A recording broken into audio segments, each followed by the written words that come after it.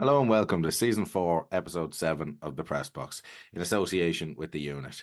We're on Episode 7, 7 games in, and we're still waiting for our first win. So, in this week's show, we're going to be looking back on Friday's 2-1 defeat to Shelbourne at Talca Park, where at least we saw a goal because on Monday it was a scoreless draw with Drogheda at Oriel Park. We're going to be looking ahead to this Friday to face Derry City at the Ryan McBride Brandywell Stadium, and we're going to hear from our club captain, John Mountney, who made his return to action this weekend for the first time since October 22. So, I was at the Drogheda game on Monday, and you were obviously at the both games. So, the first question for you is where is our first win going to come from? Where's a goal going to come from? Well, we did get one in Talca, to be fair. But yeah, it's look, I know it's very early days, but like, you'd be lying if you said there wasn't worrying the start, and um it's a good question, that, because you're looking at the fixtures. I think three of the next four away from home. Um, what have you got? You've Derry obviously away on Friday. You've Pats and Oriel, followed by a trip to Bows, which is a game in hand, and like a Sligo away then after that. So, like, Teams in a bit of all form, like, or yeah. picking up Well, certain look, results anyway, like. everyone is at the moment, like, it's sort of apart from ourselves. Um, and look, maybe something will happen unexpectedly, but like it's almost to maybe focus on the positives a little bit. Like, I thought for a good bit of Friday, certainly first half, we had started pretty well. The issue is, like, I think first half, one shot from Archie Davies, I think that was it. And likewise, you go to Monday, it's like there's not a lot. That was an almost moment of, so Andrew Ogun didn't have to be exceptional or anything. There was the bench and half volley, obviously, when he was a bit out of his goal and that. But by and large, you're knocking on a door and there's no one home, sort of thing. It's just really, really struggling to create at the moment. But the positive being, I suppose, we've at least sort of half shored up at the back, I think, because right, look, the own goal by Hayden Muller in Talc Park was probably a bit unfortunate. You'd obviously have to be a bit disappointed with the nature of Bert's opener, just the nature, like, running from halfway, just kind of Take it him was all down. too. Just take him It was, down, yeah. well, if you're Luke Heaney, you might get a red, but Wow. the yeah, like, it was a bit easy, but like, I'm and it varies game to game, but like, if you're looking for the silver lining, I suppose I thought Zach Johnson and Mayo and Amasahun were brilliant together um, in the Loud Derby on Monday. Naturally enough, they'll probably face tougher tests, with all due respect to Drogheda, but it's at least something to build on. Like, even again, Ross Monroe made a few saves in that Shells game. The I know we got the goal back late on and had a penalty shout maybe after that, Ryan O'Kane, but it could have been a lot more. He made a really good save from Evan Caffrey. He made a one-on-one save from John Martin. And look, ordinarily, no shame to go to Shelbourne, top of the league, undefeated, flying, and lose narrowly. But it's just the overall package of you really are wondering where that first win's coming from. I think everyone had sort of earmarked Monday as our best chance, and certainly in the first half, just didn't show up again. Really, that was a tough half to sit through, to be honest. Drogheda really playing whatever limited football there was in the game, and I think they're again, the worst two teams in the league, and yeah, so that in fairness, it was diabolical at times. To be fair, it was just boring and stuff. And again, not but like as you said, Drogheda were probably more in the ascendancy. And although there wasn't a lot of clear-cut chances, they were the one. If somebody was gonna get a chance, I felt it was them in the first half. We definitely did pick it up, but like you are looking at games again. You said Derry's Friday, the Bows game as well, the Monday and stuff, and again Bows with a new bounce maybe because of Reynolds as well. Like I know O'Donnell was giving Gullen a lot of praise because he was maybe half fit or whatever the term he used, and none of his other strikers were fit. And I can't keep going back to it, but I have to, he made a point of getting rid of our only goal scorer in Pat Hoban because we want to play a different way, or we're gonna, you know. Now, in fairness, this isn't a fact. This is kind of the stuff you hear. So, in fairness, this is what you're getting from the general census, shall we say? But he plays the exact same. We haven't changed in any way a style of football. We're not getting more creative. Um, Gullen was at the halfway line, if not further back into our own half at some stages, winning balls and trying to do very Pat Hoban-esque. And I just see no difference. You know, I don't know what the striker or the positioning and how the style of play that maybe O'Donnell wants to play and use in a different way. But in that, I just think it's wild now that Hoban is gone, and we've a guy, and no disrespect to Gullen, but he is also 7 games in as a striker with 1 goal, and it's not all his fault. Let's be honest; you have to be given chances, but you live and die by your decisions. And I think now this Hoban decision is just going to absolutely bite Stephen O'Donnell in the arse because we can't score goals. I think you were absolutely spot on in the sense of Mayo and Johnson played very well. Bar maybe throwing water in people's faces and stuff. Davies again was okay. You know, so like, and to be fair, even coming back from it, like Mountney was actually quite solid. Was one of our better players the other day, Yeah. and so that's. I know we have conceded some stupid goals, but like, it's not really a problem. But scoring a sloppy goal in the millionth minute in at Talca Park and a free kick on the first day of the season, whereas we probably weren't that much worse in a creativity term. I know you probably have your stats maybe this time last year, but do you remember some of the bigger games like the Drogheda last year was like Hoban scored. Hoban scored. He was the big game guy, and now I just think, why in God's name did we get rid of him and give him to one of our bigger rivals? And the fact that like we're not creating these chances, we're not scoring, it ultimately falls on the manager, and he has to, and he will live and die by this decision. And if ultimately we go on for another few weeks, like again we lose to Derry, let's say, get a draw against both, you know, it's not really picking up, and he does subsequently lose his job. He has to look back on the Hoban decision and say, maybe I got that one wrong. Yeah, it's I just like you about being the curse every so often, but like it's nearly every decision has come back to backfire again. Like making the point to someone the other day, like I think Robbie McCourt and Dara Leahy combined McCord have more, scored again. but like they've more goals combined than Dundalk, you know. And like because again you look at it and you say, right, was left back an area we could have improved on last year, yeah, but we didn't on the evidence of, because with all due respect, Hayden Muller is not a left back. John Mountney's not a left back. They'll do a job for you there, but I think you not you. I made the point, you were sitting beside me in the draw of the game. I made the point at one stage Mountney was looking to play a ball down the wing, just kind of almost in front of the dugouts, and he had to he hit it with his right foot, and it went out for a throw. But if you have a left foot, that's an easier ball to play down the channel to Durant or whoever was in front of him. And yeah, like it's one thing having a philosophy and an idea of how you want to play, but you need the personnel to do it. And you look around the league and like even Conor Malley's been really good for Sligo. Um, you know, I seen there was even a poll put up on one of the social media channels earlier who's been your club's best player so far, and of the Sligo fans, most were maybe going McGinty, but there was a few shouts for Mali as well, which kind of sums that up.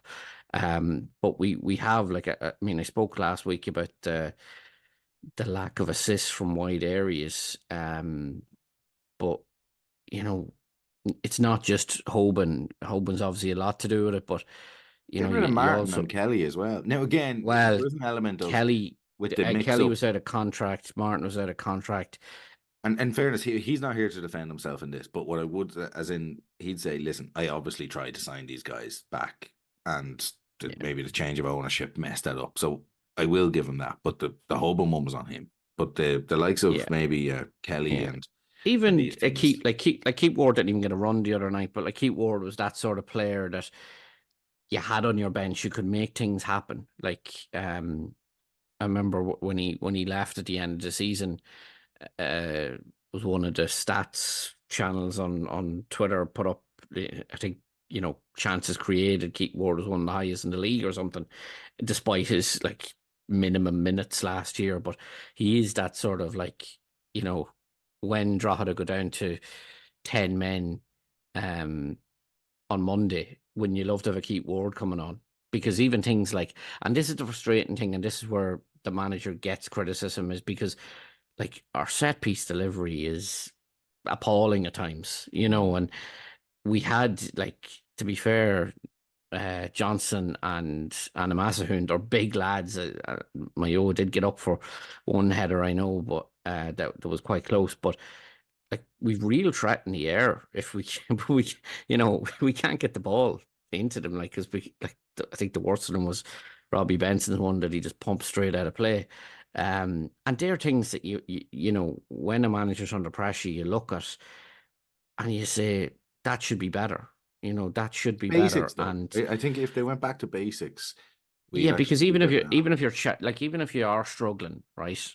Like the worst teams, and like I don't, that's harsh, the worst teams, but like you see, whenever you see maybe like say the likes of an FA Cup shock or something, like a minnow puts out a big gun, it's by and large a set piece. Yeah.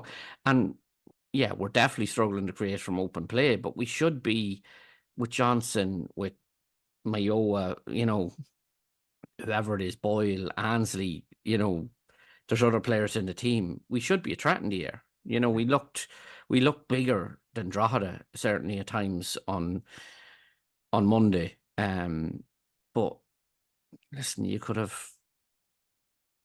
It doesn't matter. You could have the best headers of the ball in world football in the box. If the delivery's not right, Yeah. it's no good. And listen, Drogheda struggled with that as well. I think Evan Weir took a few and he struggled to get the ball off the ground at times. But It was a um, desperate game.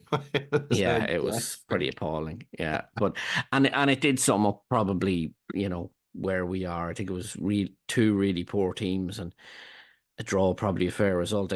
For me, and people will, like, I thought the Heaney dismissal was a bit harsh like, but we just couldn't capitalize on it, and it just sort of sums up where we are at the moment, because that's maybe the gift you need to Yeah. get ahead in a game, and the bit of luck just evades your time, like Cullen's free kick that Wogan sort of let squirm under him, and it almost looked like it was going to cross the line for a second, and he managed to gather it, and it's just not happening at the moment. But like the big thing is, and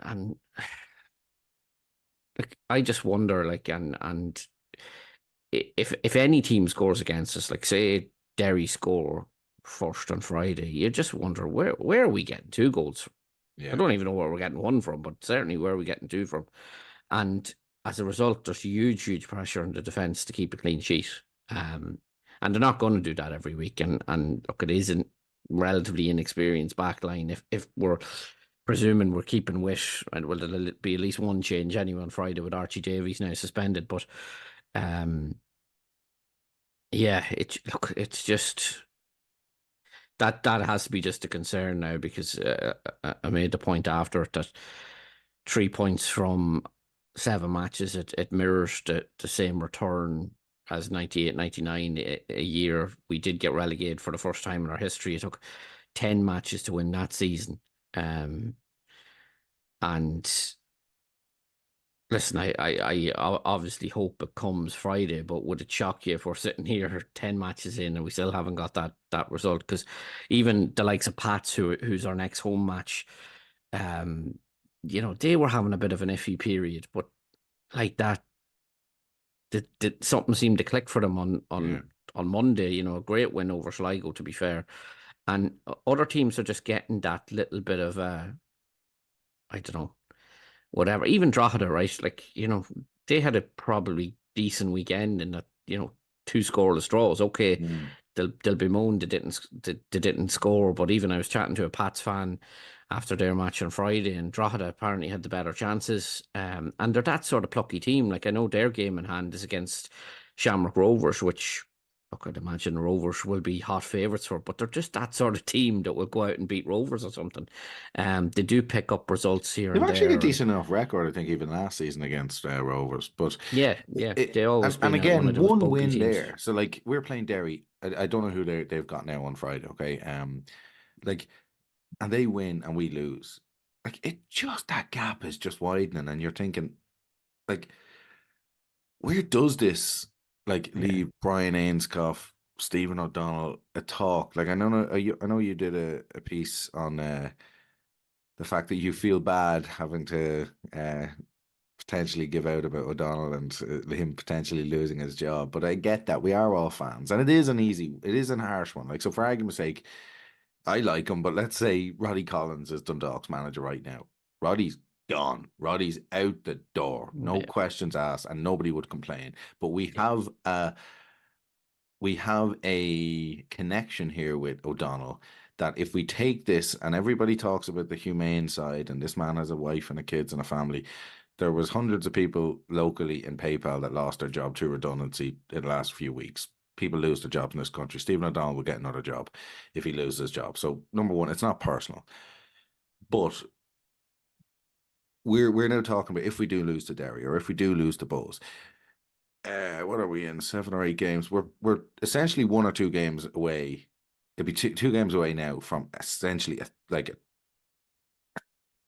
quarter of the season, is it? Or a Yeah. third quarter of the season. First series, yeah. Yeah, first series done, and we're miles off it without looking where we're going to get a win. It's not that we have a million boys injured that are coming back in to No. kind of do a job either. And I think if this wasn't Stephen O'Donnell and this was a Roddy Collins and you're writing your articles, you are writing it differently. You are asking for him to be gone. The press are being harder. And I think we're all getting behind O'Donnell because he was a legendary figure. But I think ultimately we're going down under this regime. Simple as if this Uh, continues. I don't know if that's necessarily true. I made the point that it's difficult to criticize someone who I you get it. And I'm like, not saying you're wrong there, but and it is a fair point. I do look. You could look. It's easy to criticize certain elements of it. I do rate him as a coach. I just don't think it's obviously happening for him at the moment. With this, there's mitigating factors for that. He came out like, listen, he did get a bit of a grilling, I suppose, on Friday, and he hit back, and you know, he was talking about like people need to wake up about where the club is, and um, you know that the club was struggling before he came in, and you know he made the point that he gave up a lot to come to Dundalk, and all that's true. And look, I said about a year ago that like I feel he was let down because he came in and yeah, the club was in a little bit of disarray. I think the only three players that were on the books at that stage were Boyle, Anamasahoon, and O'Kane. And you know, he delivered his end of the bargain in terms of got us Europe year one, and that should have been where we kicked on. And he was badly let down by owners after that, who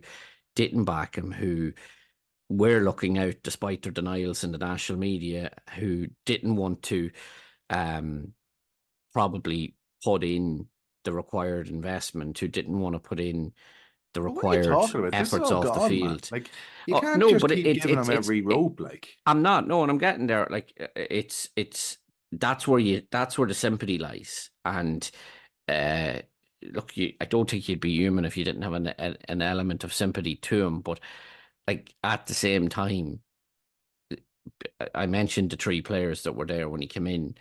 All three have signed new deals under Stephen O'Donnell. So therefore, every single player at Oriel Park was his signing.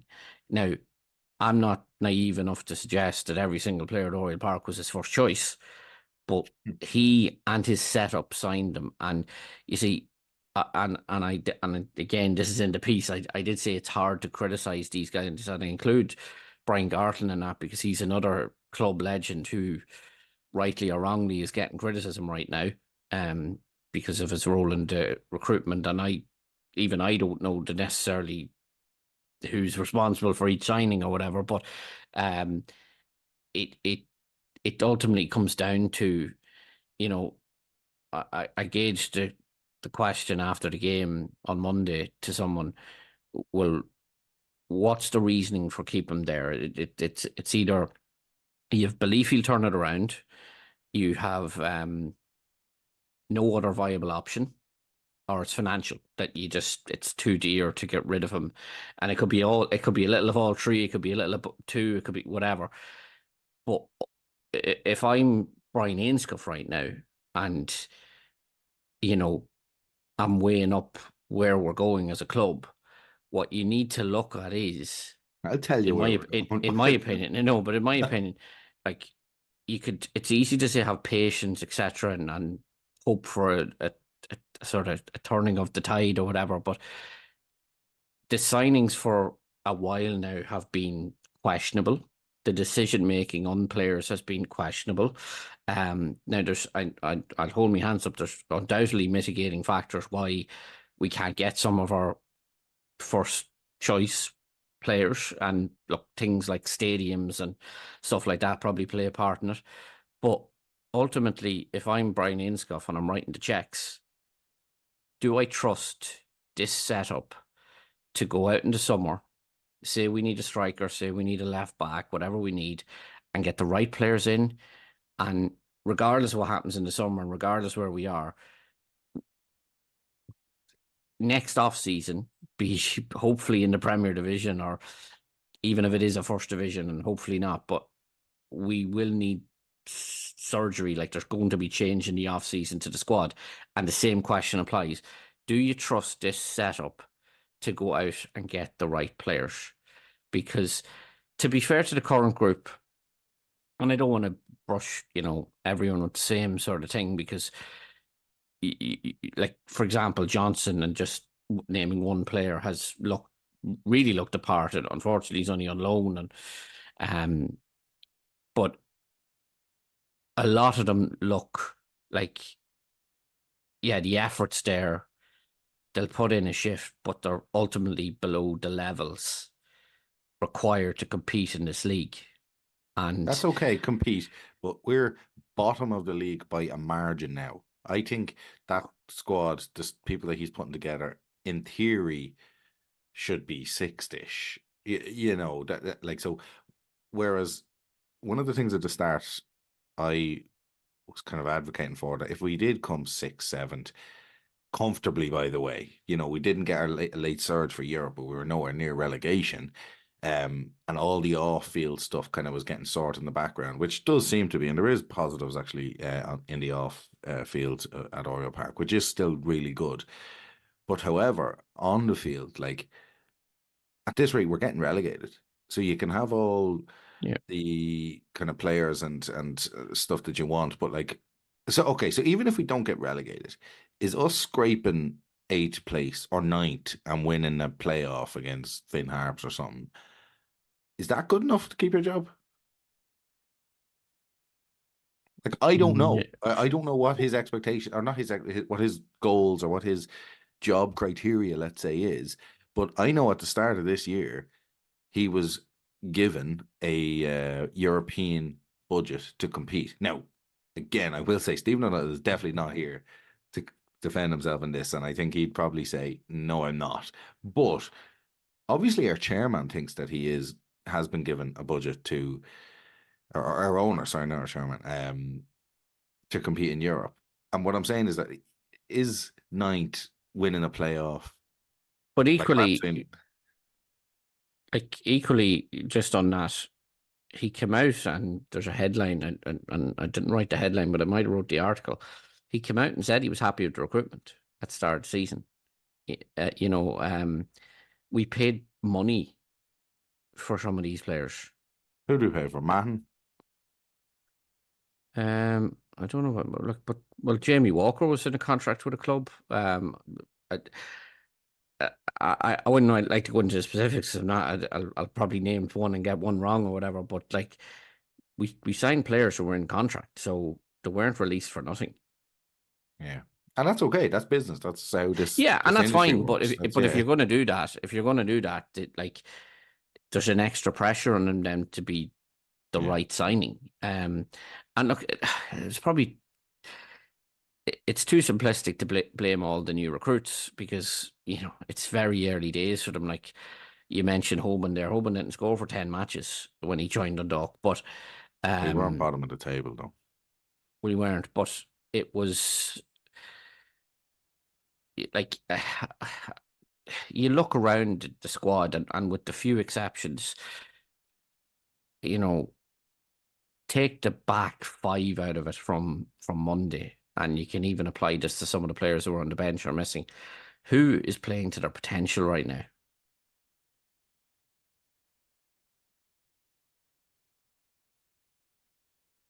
I think your silence sort Yeah. of like, and the very fact that you have to think about that, and like if I give you long enough, you'll throw someone at me, Yeah. but like you can't say that anyone at this moment in time, like for example, like I think the last pod we did and we were talking about the mock this game, you were very critical of Paul Doyle.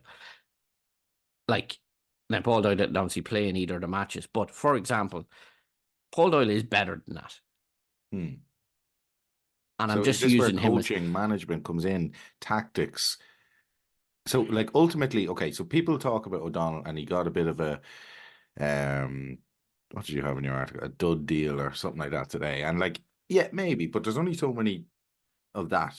There's so much of that you can get away with. And my argument to that is it doesn't matter. Like people give out about the likes of Sam Allardyce or Sean Dyche, guys like this. But what their skill sets is coaching, is getting guys together that will ultimately stay up. Now, both of them guys have actually, when they've better teams, can play better football, but they're obviously able to adapt. And I'm just going to use them because every listener will understand who I'm talking about and the style. But O'Donnell's a pro-licensed coach. He needs to have guys better set up. He needs to be able to create more, let them know how to create more, work better together as a team. They're giving out to each other all the time on the pitch. You can hear it. Yesterday was a bit better, actually, in that sense. Actually, I think actually the inclusion of Mountney was actually very good in that sense because he definitely was kind of getting boys together. But you know, he he needs to just coach boys he better. It's his justified job. the I know it was a criticized call, but he justified the club captaincy. Yeah, Uh, Now, and if he can stay fit, obviously, which we hope he does, and to be fair, look, he can't predict an ACL injury, but like he definitely for me anyway. Even there was a point he came over um in front of the stand and tried to get the stand going, which yeah. worked. Um, he definitely and asking Stephen about him afterwards, he said he's our biggest personality, and I think he's effectively a Mayo man, but he's as good as a Dundalk man. Like he's been here, living here that long. Even when he went to Pats briefly, he was still living in Dundalk. Um, and there's a passion there, which he has for the club. Uh, like he was one of the positives for me of I suppose both games. It was probably a tokenism of good to see him back on the pitch on Friday. Then he chips in with an assist, kind of reminds you of that ability. And listen, maybe there's an argument John Mountney should be on set pieces because I was even thinking back to was it Molde and Tala? He played this incredible ball in from the right for Sean Murray's goal, and he definitely has that in the locker. But I don't know. We need to get that right first and foremost. And it's just those little frustrations that there's so many just little things wrong that have been wrong for a while, and that they're hampering us because look, you can win games with set pieces. Like I don't want to like harp back to the past, but like when Stephen Kenny came in, Darren Meenan was, you know, he wasn't Cristiano Ronaldo or anything, but what he could do was bend the ball in, and it caused all sorts of havoc, and we got many goals out of it. And We brought there Darren wasn't. Horgan in for that, and he's sitting on the bench there 60 minutes the other day. Well, this is what I say. Look, who's performing to their level right now? Well, maybe he's not. Fair enough, yeah. But Jesus, yeah. Look, it's not just Darrell. It's not just that. But like, there's more in these guys. In a lot of these guys, we know there is. But for whatever reason, be it morale, confidence, backing of the coach, whatever it is, it's just not there right now. Like, I don't know. I go back to the question I posed to you. Take the likes of the back four out of it the other day, and probably, to be fair, Monroe's had a good couple of weeks. Who is performing to the level that's expected of them?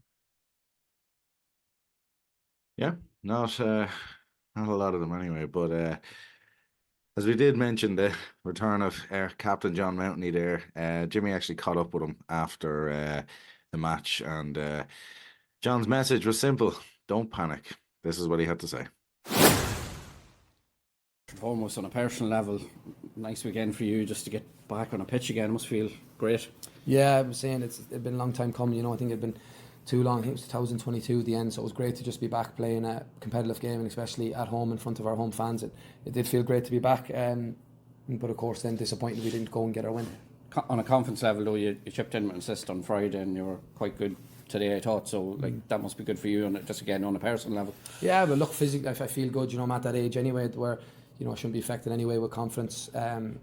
So look, I'm back and hoping to help out the team and push us in the right direction. So that's why I said it was just disappointing we didn't get that goal to go and get the 3 points today. Yeah, it's one of those. It's just kind of the dragon waiting for that first win at this stage. Yeah, look, it is, and you watch all games. Goals come from everywhere, from set pieces, from all different positions and ways, and you're just looking at their keeper. Let's say the save, for example, where he hits it off the post, and just sometimes you just see that just goes in. You're up and running, and you don't look back. So we're just waiting for that moment.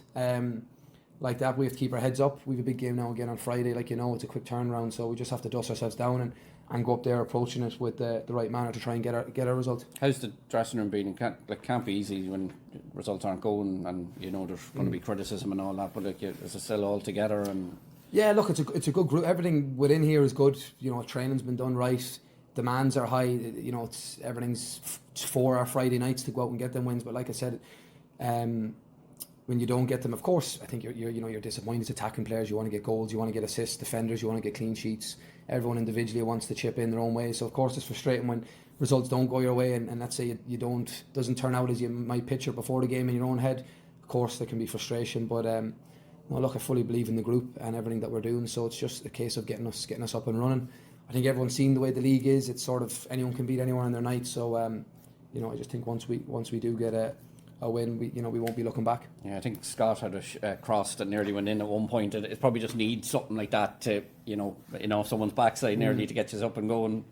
Yeah, exactly. It's exactly that. Look, and we can't think too much into it. It's just it's only small details like that when it comes to football. Yeah. So like that, I said we'll dust ourselves down, have to recover well and go up there and like I said, try and get a positive result from Derry, who are a good side as well. Yeah. To take the positives from today, though, I thought the back four, you had a couple of young lads beside you, but I thought they done really well. So that's something to build on at least. Yeah, you're right, James. I think the two of them, Zach Johnson coming in on loan is only a young lad, Mayo, a local lad as well. I think the two of them were brilliant, and they showed exactly what you need in this league. You need to be aggressive, you need to be physical, and two of them done that. They were good on the ball. They were very good. So look, any back four, Ross and Gold done well as well. All you want to do is keep a clean sheet, and then you hope that's a platform to go and win. That's all you can do really. You're probably not known as a left back, but you're happy to play there, I suppose. Look, if you, I know you've been around a long time, James, as well. I first played midfield, right midfield, and then right back of recent. Yeah. I don't mind where I'm playing. Once I'm on the pitch, I'm happy to try and help the team, whatever it is. Yeah, and a few familiar faces, no doubt, in Derry. Half the squad know that got up there. Yeah, look, we all know the quality they have. Like I said, a lot of lads played here, so we know. I suppose advantages. We know a lot of their strengths already. We know what to expect. So like that, we need to now do our homework, make sure we're tuned in and ready to go again. Yeah, tough on Stephen at this current period as well. Like, I know someone you're close to on a personal level as well as professional. Like, but it's everyone's still behind him, I suppose. Oh, everyone, of course they are. Look at this, everything the staff are doing behind the scenes, not just Stephen. There's Padge, Burnsy, Brian Garron behind the scenes. Sean, goalkeeping coach, all of them. Everyone is fully in on it. We come in the morning. They're always first in, an hour before us. Structure for the week, what we want to do. From all the small details are covered. Everything's been run right. The standards are high in training. There's demands. So it's just a case of it's not to be read into too much. We know what we're trying to do here. So it's just a case of getting up and running. And like I said, you can't underestimate what a win does for a team, or goals for attacking players, for confidence to get it going. So like that, it's just making sure, as a defender myself, it's keeping clean sheets and giving us a platform. And I fully believe in the group and what we're doing here to go and have a successful season still. You were in a bit of a scrap in your first year here in 2012. Like, and it's not the same as that, though, is it? Like, it's not like it's. No, I would compare it very. Dundalk was part time there in terms of you train the evening. There's turnover players, managements, different things. It was very messy behind the scenes. This year, like I said, everything's very professional. It's run right. The demands are there. So the structure's in place. And like I said, a lot of the lads are new into the group. I know it's already been said, but it's just how it is. Yeah. So me as a player, older experienced players, that's something we need to take responsibility with and bed in lads as quick as we can. And get them comfortable. Moving away from home, you need to settle quick to enjoy your football and to get your game out. So that's something we're well aware that it's a new group as well. So like I said, I won't underestimate what a win or two when you go on a little run does for a group. Yeah. The camaraderie of it. So like that, no, it's been good, and we know results having not gone our way of recent. We know it's still not far away from the reach. Just, it's important not to panic. Is that the message? Yeah, I definitely think so. Look, I know you're going to have people that are going to come out and say whatever they want to say, but that doesn't get between our ears. We know we've a good group. Like I said, we show that tonight. I think every time the fans, I like to think when they come out there and tonight, see lads want to play for the jersey. And that's most important. Fans want to come and see lads giving their everything, and that's the basic, I suppose. And no, I fully believe we'll get up and run. Right, and as always, we have some comments in and questions from our listeners. So in association with Malone Financial Services, here they are. Tommy McCarroll said, tough start for all teams. At least Bowes didn't dilly-dally about and made the change. This Dundalk owner needs to do the same. Padraig Muckian said, any insight as to why Mahon is not getting any game time? He was the standout player in pre-season, yet came on at the 84th minute on Monday. Doesn't seem to be getting the chance other attackers are. Hugh McCardle said, is a change of system needed? Also, was Kieran McGuckin a striker? He looked like he had something about him when he came on against Waterford. And then finally, Bez McGuinness says, if O'Donnell was to be shown the door, who would you pick to replace him? Well, a lot there. I think the Mahon thing, he's just not fancied in terms of other people ahead of him. Don't know, it's work rate related. Look, we're not privy to what happens in training or what doesn't happen in training. I wouldn't disagree with Porrick. I think we said it, he looked one of the bright sparks of pre-season. Haven't seen a lot of him since. Mocked his game, maybe he didn't do anything to warrant, but then again, who did? In terms of forcing your way into the team. But yeah, look, just an overall malaise there where, as I say, who in attacking areas is sort of playing well and thriving.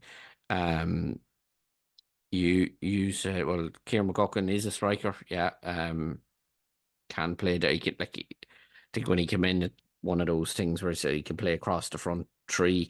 Maybe he's worked. He missed obviously the draw of the game. He had a bit of a niggle picked up with the Northern Irish under-21s that he aggravated apparently when he came on against Shells. But maybe he's worth a shot there because, again, you don't want to write off Gullen too soon. He hasn't played enough games for us, but it just isn't working. But again, look, regardless, and I don't want to be too critical of the strikers, it comes down to service too. It's not like they're missing chances. Now, there's an argument for me, maybe they need to do more to get themselves involved in the game, etc. But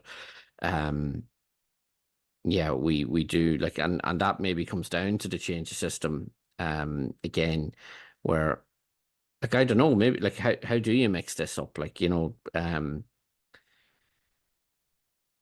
like do you even put a Louis Ansley up top and just start out like going route one?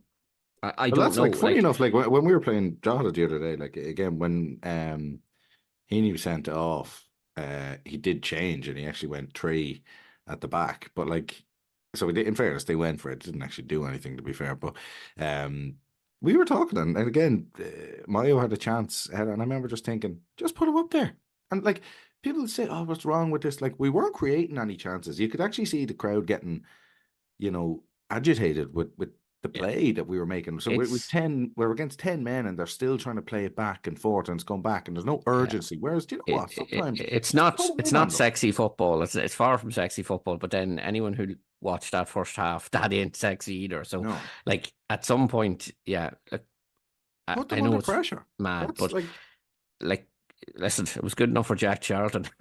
So like put the big guy up front. I don't know. Listen, at least it gives them a different sort of headache and problem. And listen, even if you just whoever that is, I mentioned Ansley there, there's probably half a dozen you could put in that, big and physical and just be a bit of a nuisance. And it just gives them another sort of headache that I think modern centre halves are that used to maybe playing against one striker now that how did you react to like when the chips are down and something's not working, what have you got to lose in trying something else, even if it's like a 20 minute, like even say for example, and I hope this isn't the case, but if we're 2-0 down in the Brandywell with 20 minutes to go, what have you got to lose to even just to see does it work? Because it might be something you can take into the Pats game then or something, like yeah, but and that's very simplistic in terms of, I know there's an argument that you could go wing backs, but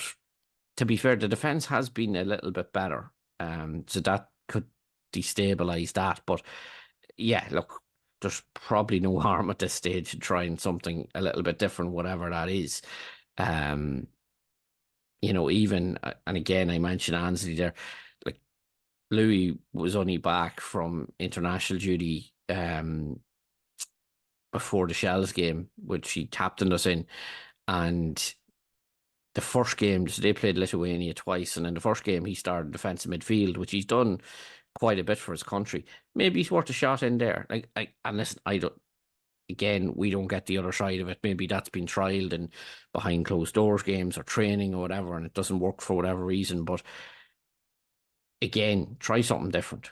yeah. Because like if he's good enough to do it at international level, it's certainly worth a go.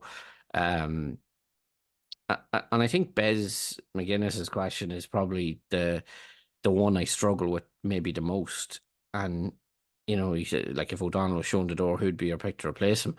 And I think that's one of the key questions here because for me anyway, there's no obvious pick. Like I'm ruling Stephen Kenny out straight away. I think that's the dream pick, but I don't think it's a realistic option.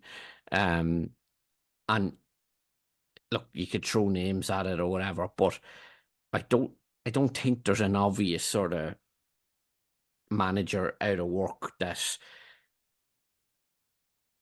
like who do you turn to at this stage to get like there's a Vinny, few but Liam Buckley.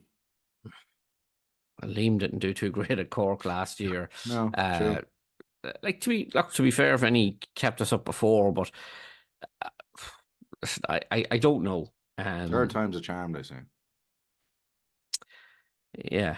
Um Listen, Yeah, look. sorry, Vinny on did a that, you're job for us, right. to be fair. Yeah, But you're like, right. what I'm It's saying is, like, look, the connection with Vinny probably isn't there now, just on the basis that uh, I don't know if he's ever met Brian Ainscough, or Brian Ainscough even knows who he is, maybe. But like, I don't look around the league and see a lot of sort of it, and that goes for like obviously the one managerial change so far, Alan Reynolds stepping up from the number two role at from Waterford. But like I don't look around the league and say, right, if anyone, like we're going to Derry on Friday, there's an argument that maybe Rory Higgins could be under pressure. Um if the Derry job was available, who who did they go for? Like, and maybe you look abroad or whatever, but there's a risk element in that too, because they don't know the league. Did they take more time getting up to speed? Like, I don't think there's an obvious answer to that. Like, listen, you could throw out half a dozen names, but there's no, for me anyway, unless I'm forgetting some, I don't think there's an outstanding candidate. There's candidates that could, somebody that I'd think, and again, we're going way ahead of ourselves because, again, to be fair, as far as I'm well aware, there's actually no problem with O'Donnell in keeping his job for now, anyway. But Tommy Barrett, I think Tommy Barrett is worth a look. It's a step up. I think Gary Cronin, what's his name? It was Devine's assistant that was on LOI Central last week. Spoke very Gary well. Cronin. So Gary it is Cronin, Gary Cronin. yeah. And Yeah. you know, like, so there is people, but again, you're like, I'm sorry, we're also not in the field of bringing in a Stephen Bradley or Rory Higgins. You know, like, you're not getting rid of O'Donnell if you do, and bringing in a higher level name or coach, really. But you even know, so like, Higgins and O'Donnell, or sorry, Higgins and Bradley were sort of novices, if you know it, like in that it's their first managerial role for both of them. Now, obviously, Bradley's gone on and won 4 league titles, but he was a novice coming in. Like, it wasn't like he'd, and that's fine. I think maybe when you're in a certain position, you can maybe give it to the recently retired star or whatever. That would be risky for us right now. Again, Gary Cronin, by all accounts, a very good coach. Never met the guy or anything, but is it a risk? Because he hasn't had that sort of role. Tommy Barrett, I don't know if that's feasible just for living purposes and work and stuff like that. Like, there's other factors to come into all that. Again, you're throwing names out there, but what I'm saying is, and listen, hypothetically, Tommy Barrett or Gary Cronin or whoever, Vinny, whatever, they all could take it and do really well. But as I say, I don't believe, and again, maybe I'm forgetting someone. Shane I don't Keegan. believe, don't think that man needs another relegation on his CV, to be fair.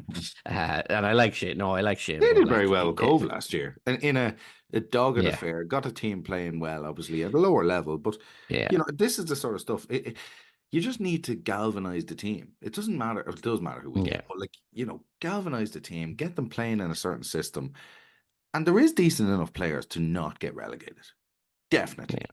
But they just need to be in a better system and have more camaraderie and more confidence in what they're doing. Like, Well, look, you look at Bowes, for example, because like, they obviously got rid of Devine, and like, I got a bit of stick off a couple of Bowes fans for saying he was under pressure towards the end of last year.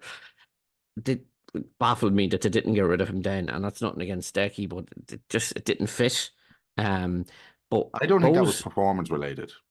yeah, no, probably not. That But was a like, weird sacking, if I'm honest. But That was, Bowes are now, I think Bowes can go second if they win their game in hand against us and stuff. So it's a mad sort of situation.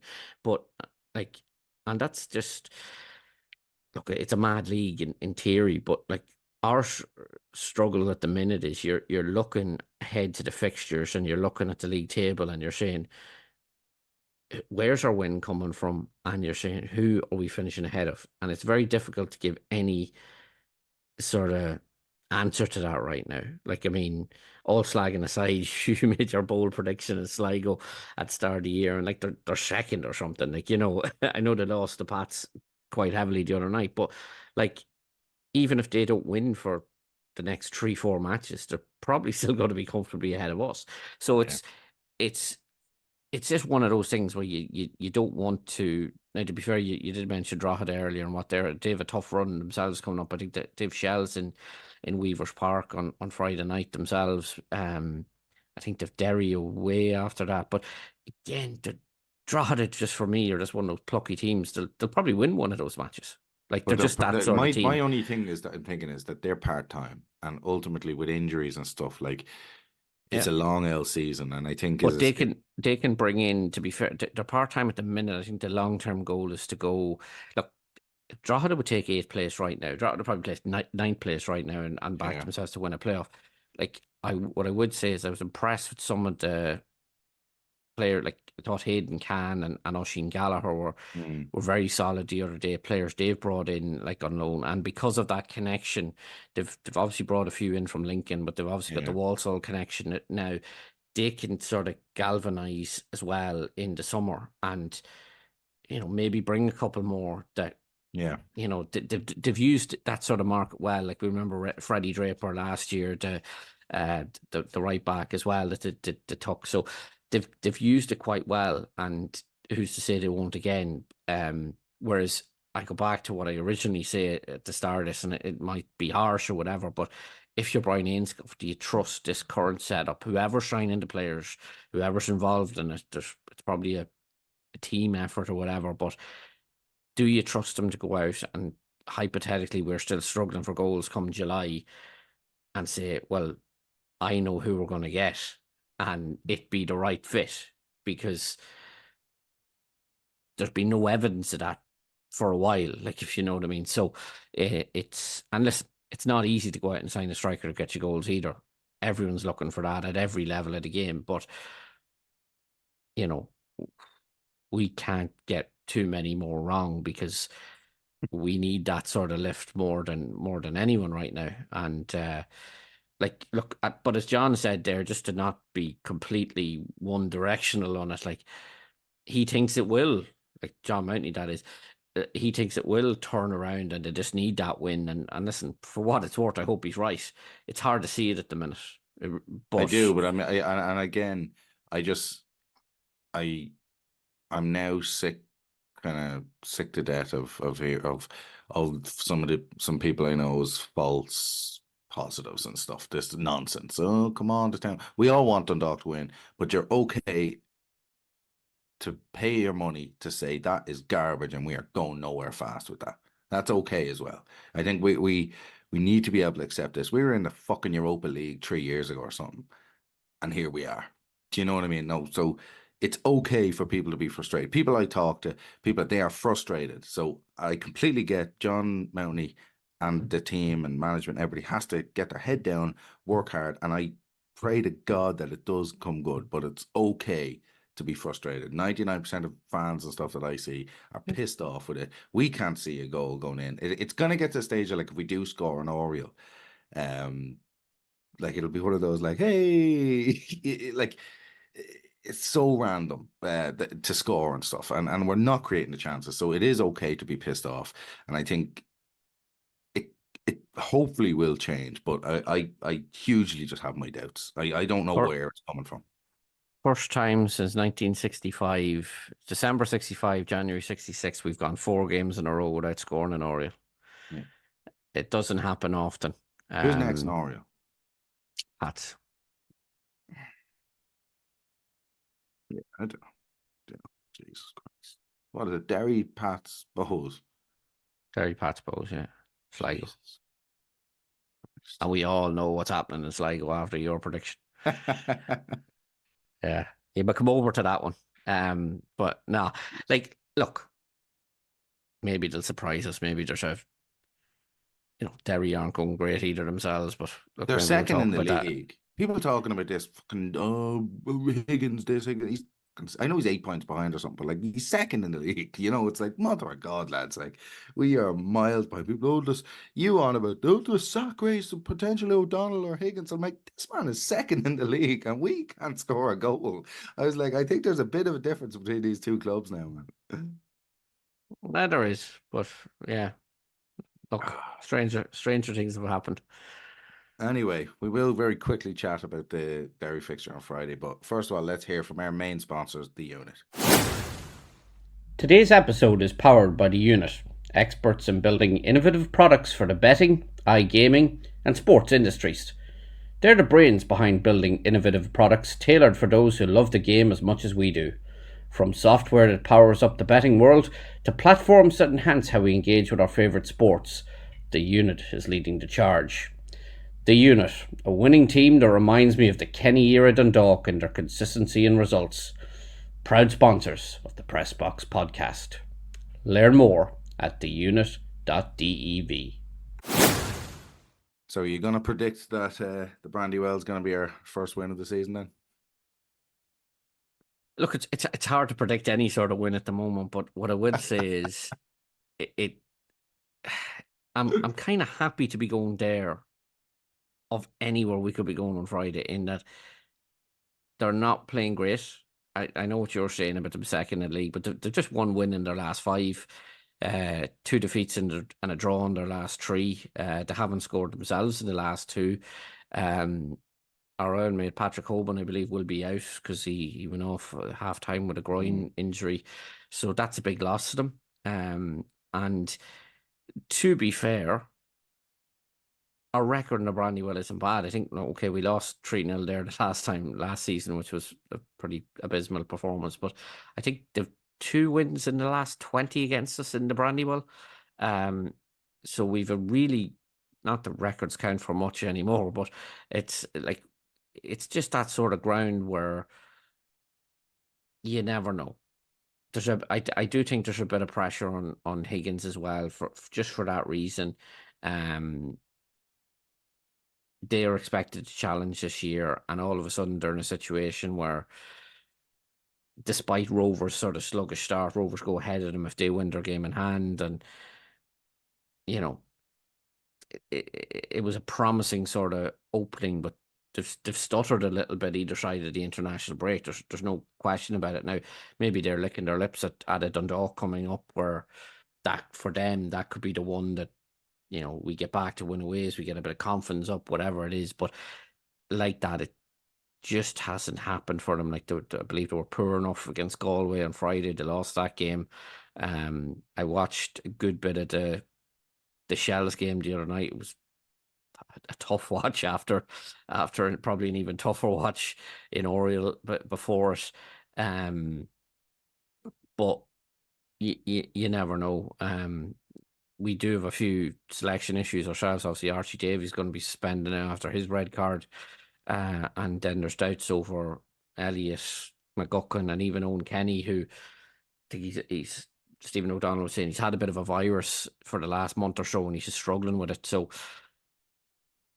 in a way, Kenny even would have been a good one to unleash, because he's, originally sort of from up there and would need no sort of motivation to have a go at them. But look, you have to keep some element of faith. Maybe it's madness or whatever, but if we can keep it tight, who knows? Who knows? I take a point, and I know, look, we need a win. We do need a win, but I don't think a point in the Brandywell, given where we are, is a bad result. It's probably not, but I do agree with you. We do need a win, but if at any stage you tell me we've got a point in the Brandywell, I do agree with you. That is a good point. But you were also saying to me last night that we potentially have a new midfielder, or an ex-player or something, kind of coming back training with us as well, which hopefully that maybe gives us something. I don't know. Yeah, well, Gabriel Adabambo is training with the club at the moment. He was taking part. They done a bit of a session after the game. That the lad's not involved, and a few of the subs have come on, and he was taking part in it. Gabriel played for us, obviously, at underage level. He signed for Stoke in August 2020. Came through the ranks, a league slip where I think Andrew Oma Bambadella is actually his best friend. They would have been part of that. He's been unlucky, actually. I know he's highly rated at Stoke. He ruptured his ACL in a game against Newcastle under-23s in 2021, and he was out for 13 months, but got back to a level where he was actually on the bench for the first team in the championship on 3 occasions around about February 2023. But he's been a free agent since last July, so that doesn't. He could be just training. I don't know if we're going to sign him or whatever. Midfield's probably a sort of top heavy area for us as well, when you factor in Dara Keane still has to come back, and the likes of Paul Doyle not involved the other night. You've obviously Scott High, Kuhn Brink, Robbie Benson, etc. As I say, maybe even Louis Anstey can play in there. But we'll keep an eye on that one. But yeah, he's certainly training with us at the moment anyway. So again, after a bit of an injury and so long out of the game, how quickly can he come in and make an impact if he, I don't know what level he's at now, but he was certainly highly rated at underage level. And Brennan Reed's on Park Street also got announced as the official retail partner for the club.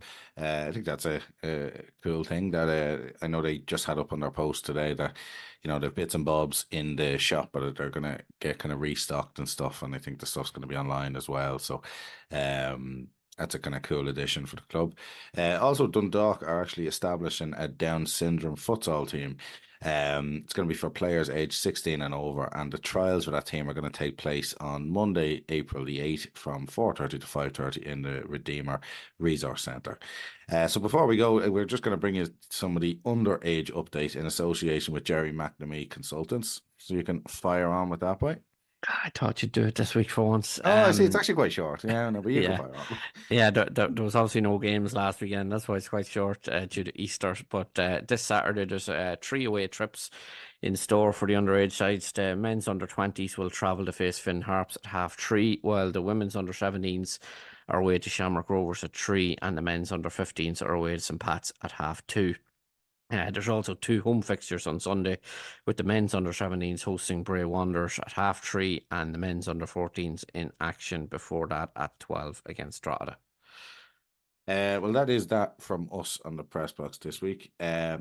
We have, I'm going to keep pushing it because I'm the guy putting up the stuff on YouTube. So if you are watching this on YouTube, if you could like the videos and subscribe as well, it would be much appreciated. But again, I want to thank our YouTube sponsor, which is Mullins, but also our other sponsor, which is the Unit, Player Fit, Jerry McNamee Consultants, and Malone Financial Services. We do live in hope that we'll have a win to talk about next week, but until then, we'll see you later.